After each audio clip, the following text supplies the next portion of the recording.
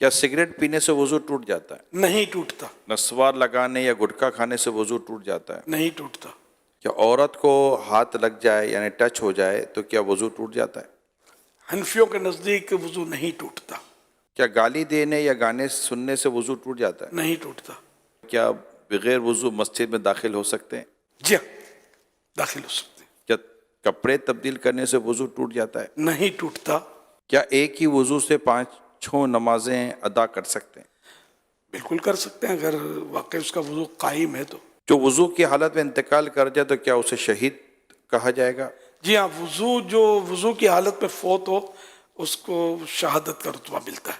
جو بعد طہارت سویا اور مر گیا، وضو کر کے سویا فوت ہو گیا، وہ بھی شہید ایک ہاتھ سے سر کا مسح کر سکتے ہیں؟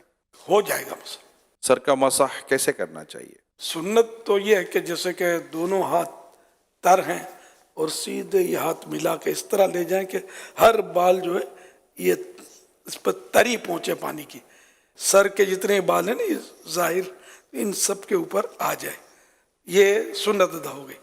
اور چوتھائی سر کا مسا جو ہے یہ فرض ہے۔ گوشت کھانے کے بعد کیا دوبارہ وضو کرنا چاہیے؟ گوشت کھانے سے وضو نہیں ٹوٹتا۔ اونٹ کا گوشت کھایا تو مستحب ہے کہ وضو کر لے، وضو ٹوٹتا نہیں اس سے بھی۔ وضو کے دوران منہ، ہاتھ یا پاؤں ایک بار دھویا تو کیا وضو ہو جائے گا؟ وضو ہو جائے گا، سنت چھٹی، کیا ناخن کاٹنے سے وضو ٹوٹ جاتا ہے؟ نہیں ٹوٹتا۔ شیشے کے سامنے کھڑے ہو گئے تو وضو ٹوٹ جائے گا؟ آئینہ دیکھنے سے وضو نہیں ٹوٹتا۔ وضو کے بعد دعا پڑھنے کی کوئی فضیلت ہے؟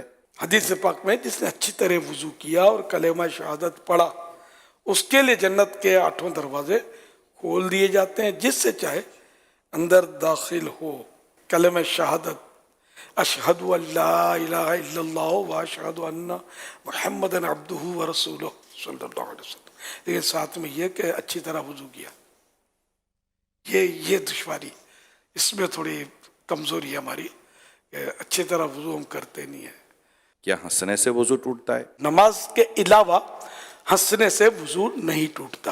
اور نماز میں پھر یہ کہ بالغ جاگتے میں نماز کی حالت میں، کہ بعض اوقات نماز میں نیند بھی آ جاتی ہے، تو بالغ جاگتی حالت میں سجدے والی نماز میں جن میں سجدے ہوتے ہیں، ان میں اگر زور سے ہنسا، قہقہ جس کو بولتے ہیں، قہقہ لگا کر ہنسا تو اس کا وضو ٹوٹے گا، ورنہ اتنا ہنسا کہ خود اپنی آواز سنی، دوسرا نہ سنے، اتنی آواز نہیں نکلی، تو وہ نماز ٹوٹی، وضو نہ ٹوٹا۔